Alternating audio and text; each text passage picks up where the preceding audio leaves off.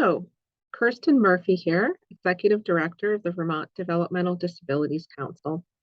This is the third in a series of 3 videos where I report to you on our progress as a council in accomplishing all of the 55 activities that we planned for the first year of our 5-year plan. So year 1, how did we do? This video is focused on our goal area 4, which is our goal that has to do with systems change and advocacy. This goal area is a little different from some of the others in that there are a lot of activities under just a small number of objectives. So 4 objectives, but a ton of activities. So I will do my best to get through the progress report and tell you a little bit about the work that we've been doing along the way. I will start by sharing my screen.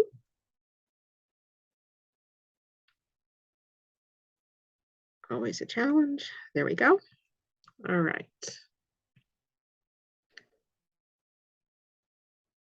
So the advocacy goal area. The goal says the council will support policies and practices that promote self-determination, full community inclusion, and equitable access to high-quality services and supports, including special education. So here is the first of the 4 objectives. The first is our community awareness or public awareness area. The council will conduct outreach and public awareness campaigns that change perceptions about the abilities and contributions of people with developmental and other disabilities. And I would say in this area, COVID kind of got in our way a little bit. We had 5 planned activities. The first is that is a research activity. We would work with the Center for Disability and Community Inclusion, our partners at UVM, to identify 1 to 5 questions that could be part of the university's Rural Studies annual survey. So what does that all say?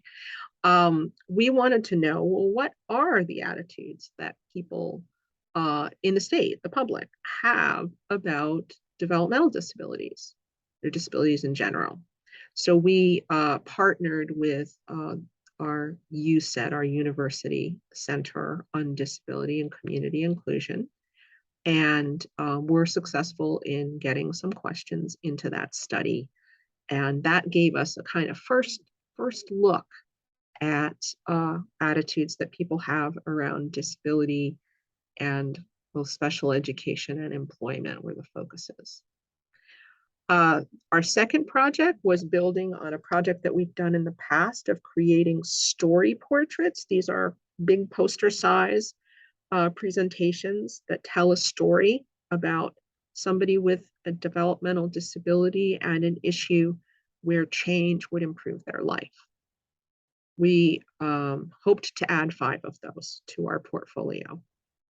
We call them story portraits. So the third was to host an art show of those story portraits at some type of disability conference, or any other setting really would have worked. The fourth was to host a storytelling evening. That's something we did successfully just barely pre-COVID, where we hosted a storytelling evening at the State House, and we were hoping to do that again this year. And then the 5th, this is kind of part of a larger grant that we give to Green Mountain Self-Advocates. We would support self-advocates to speak to at least 3 professional or paraprofessional groups about disability and about changing people's attitudes around disability. So how did we do? Not great. COVID got in the way. So the first had to do with the survey. We were successful here. We put 4 questions into the survey, and that project was completed. Creating story portraits, we were able to do 1, but not the 5 that we'd hoped for. So we will continue working on this. Hosting some kind of art show or way to show off our story portraits. Still really excited to do this, but COVID restrictions made this really not an activity we could do this past year. So that's been moved to year 2. Hosting a storytelling evening, same problem, COVID got in the way. So that is moved to year 2. And then we were successful in continuing through their grant to support GMSA with some of the work they do around raising awareness about disability, intellectual disability, developmental disability, how to communicate and respectfully and successfully with people who are neurodiverse. That's objective 1. Objective 2. This has to do with our work of monitoring legislation. And remember, we can't always know what legislation is going to come down the pike in a given session. This says the council will monitor state and federal legislation and policy, educating decision makers and building strategic partnerships as needed. Working through its policy committee, the council will be able to address issues that were not foreseen or that have grown to be a priority. That's a placeholder. That sentence is really about, we have a process, we have a great policy committee. So when an issue comes up at the legislature and we didn't have time to bring it in front of the full council, we bring it to our policy committee to try to get a read on where the council might want to do some advocacy work. So we monitor legislation and we also have room to monitor and actively advocate around things that are happening in the legislature. So our 5 activities were, we would work with our policy committee, again, kudos to them, to identify an issue platform. So we usually bring 3 or 4 issues and kind of say, this is our highest priorities this legislative session. And that is our platform. We will meet with legislators, testify, and support people to testify as needed. So kind of a core activity for the council, something our policy analyst, Susan, supports people with. Third, we would visit congressional delegation at least one time with each of our 3 members. Vermont has 3 people that we send to Congress, 2 senators and 1 representative, and that we would meet with them, with our council members, at least once last year. We would participate in NACDD, that's our national association. So we would participate in national policy calls. And then we would monitor 7 to 10 legislative committees and provide public comment or testimony as needed. So that's a big bulk of work. How did we do? Oh, wait, I forgot. It was longer. There's 2 more activities. We would also, with community partners, plan an impactful event for Disability Awareness Day that promotes the broad agenda or platform of the disability community. And the 7th activity, we would create some short videos for legislators that would show members talking about an issue that was important to them. So the reason that became an idea is because it was hard during COVID to get a slot to testify at the legislature, which was meeting most virtually all session. And so because it was sometimes hard to break through and get some of our people with lived experience in front of those legislators, we had the idea of making videos, very short videos that we could share with them. All right, so this is a very busy slide that shows progress on all 7 of those activities. So first, did we have a platform? Yes, we did. By the spring, we had achieved 3 out of 4 of our platform items. Check, activity accomplished. We would support testifying and support people to testify. We did indeed do that very successfully throughout the legislative session. Check. Would we meet with our representatives to Congress? We planned those meetings. Our members went to see representatives in Senator Sanders' office, a staff member in Senator Leahy's office, and a staff member in Representative Welch's office. So yes, indeed, check. We did that activity as well. was a great opportunity for our members to share their experience and talk to national lawmakers, like through their staff. The senator didn't see us, but tell them about how national legislation could help improve the lives of people with developmental disabilities. Fourth activity, participating in our national policy calls. We did that and continue to do that every 2 weeks. 5,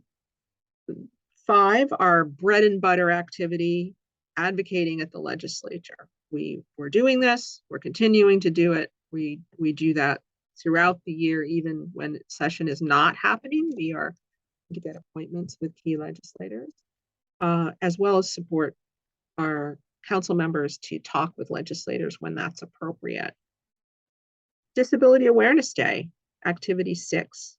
Did we have a Disability Awareness Day? We did indeed. We supported it with a $5,000 contract and with all of our partners at the Vermont Coalition for Disability Rights.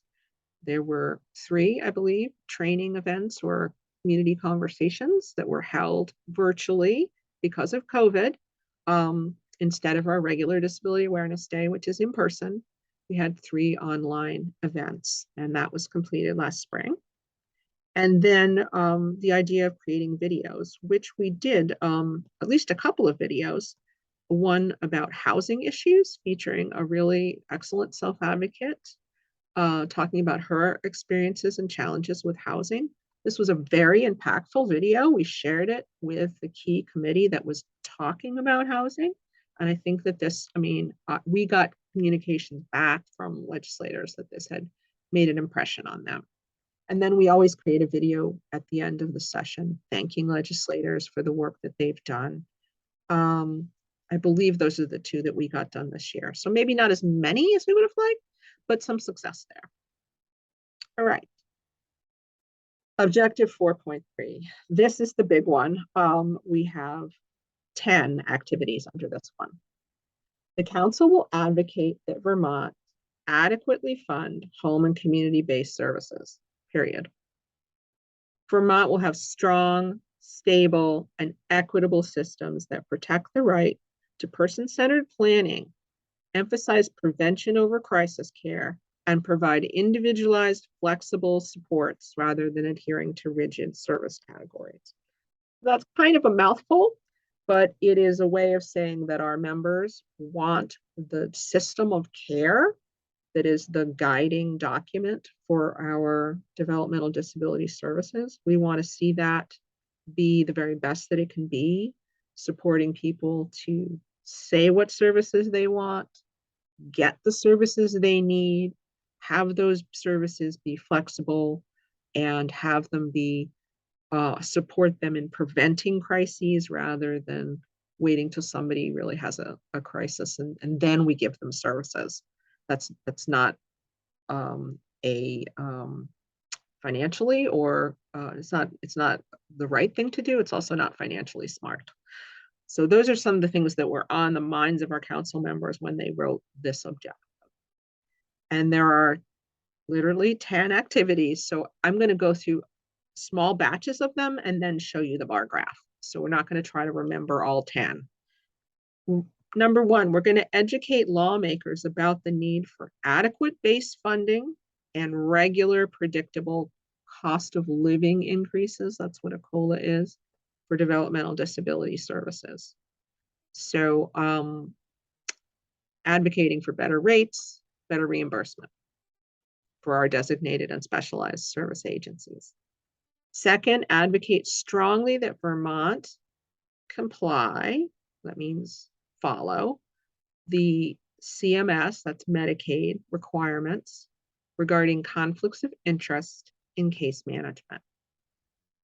There's a long backstory to this one that we don't have time for in this video, but there is a requirement that the state change the way it structures some of its case management services in order to make sure that people aren't experiencing what's called a conflict of interest. So they have an assurance that they can bring forward complaints and not feel that they're uh, one of the ways that this plays out is that people right now don't really have a place where they can share a concern about their services without it being exactly the agency that already provided their services. So they can go to their case manager, but their case manager might have a conflict of interest and might not be able to help them as much as somebody might want. All right, that was already getting too far into the issue. We at the council have been longstanding champions of making sure that this rule is followed. It's been a rule since 2014, and that we would continue to advocate for that. 3, we would advocate that individuals and their family caregivers have adequate individualized budgets that they can track and manage. 4, we would work with members to outline a position regarding paying parents as providers. So those are just 4 of the activities. How did we do? So around rates, with not just us, but in coalition with many other partners, we were successful in getting a rate increase for designated and specialized service agencies. Last session, it was an 8% hike. That's substantial, or more than we've enjoyed in the past. Not all that was needed, but still a good progress. So check, pink. Notice they're all pink here. The conflict of interest issue. Again, I don't have time to go into all of it with you, but one of the issues we've had is that we needed Medicaid, the federal government, to really say to Vermont, you know what, you really have to follow this rule. And in fact, they did that this year. There's been some back and forth about this, and many years of back and forth. And this year, CMS, with, I think, thanks to a lot of advocacy from the council, Medicaid did tell Vermont, you have to implement this rule. You have time to do that. And they've continued to monitor the state's implementation of this rule. So we kind of carry that on as it's ongoing, but it is accomplished, pink. Supporting individualized adequate budgets. We have provided public comment about this, and we also provided direct input around the system of care plan to the Developmental Disabilities Services Division leaders at our September 29 council meeting. So check, pink. And then paying parents. We did provide some direct information to the Developmental Services Division, but this is a little modified. We don't have agreement among our council members strong enough to really say that council has a single position on this.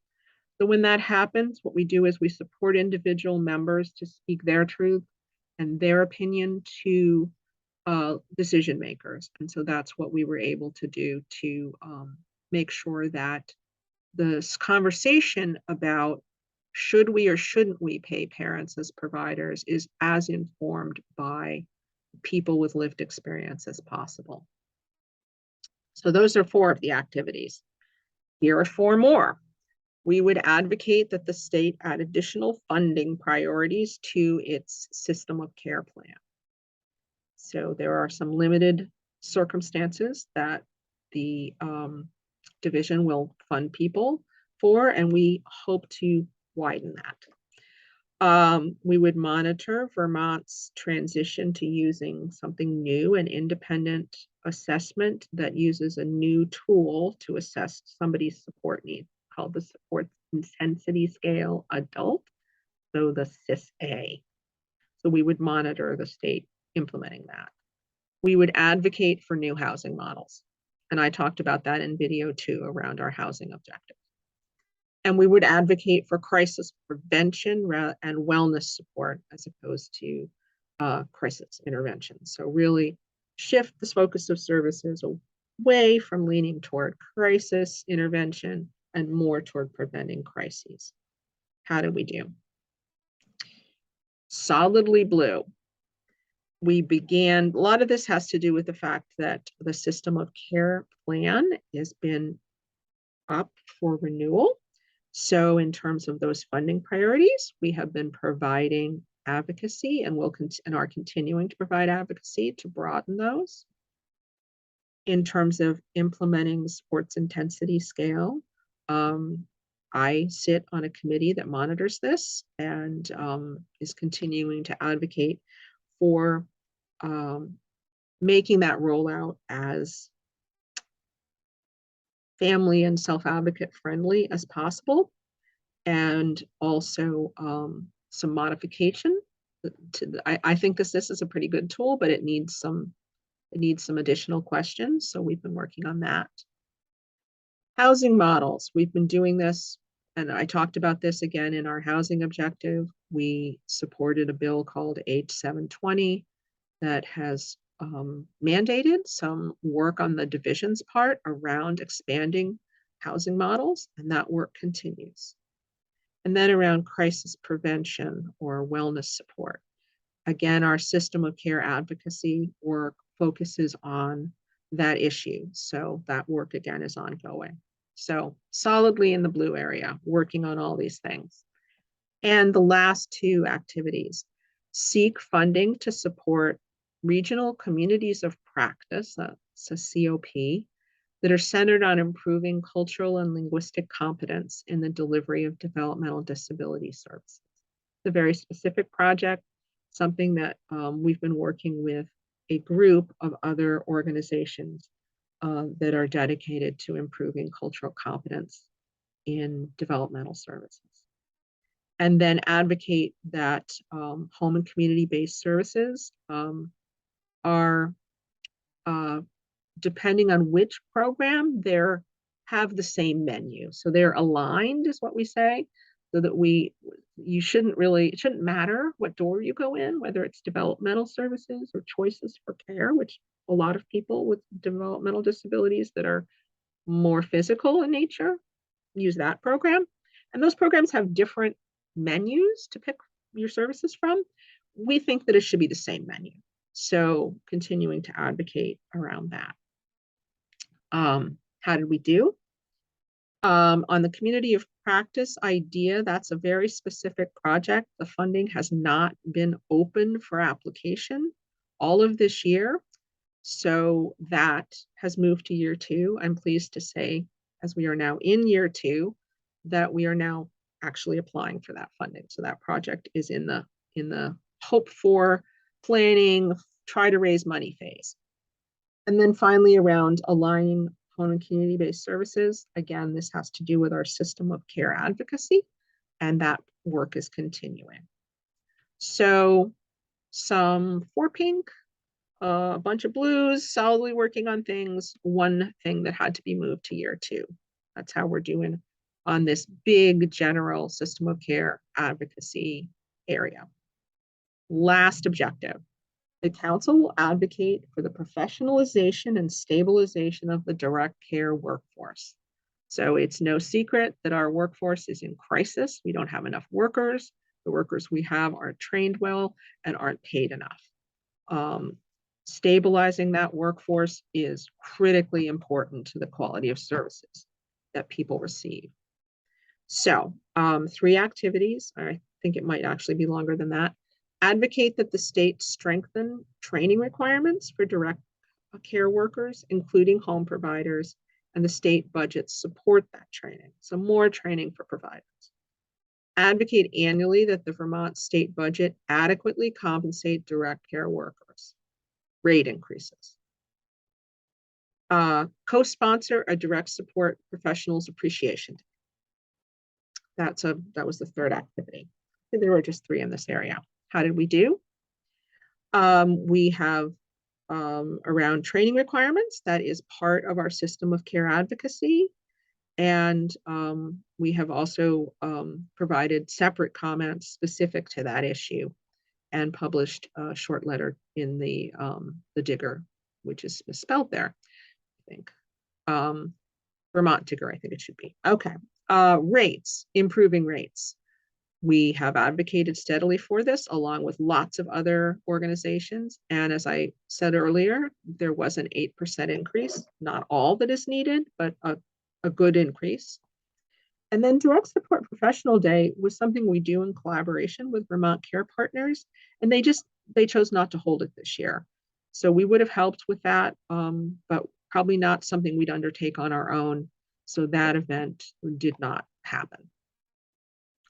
That concludes the 55 activity work plan that we undertook in year one.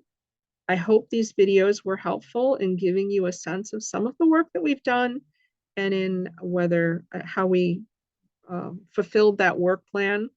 It's structured this way because we're trying to help our program committee write the work plan for year two. The council is always open to ideas from the public about work that we could be doing to support our goals and objectives. So if you have an idea and you want to share it with us, please be sure to be in touch with myself, Kirsten Murphy at vermont.gov. That's KIRSTEN.MURPHY at Vermont, spelled out, .gov, or VTDDC at vermont.gov. So we're always happy to hear from you. You can also call 802-828-1310. Thank you very much for spending time learning about our work, and we look forward to hearing from you. Bye-bye.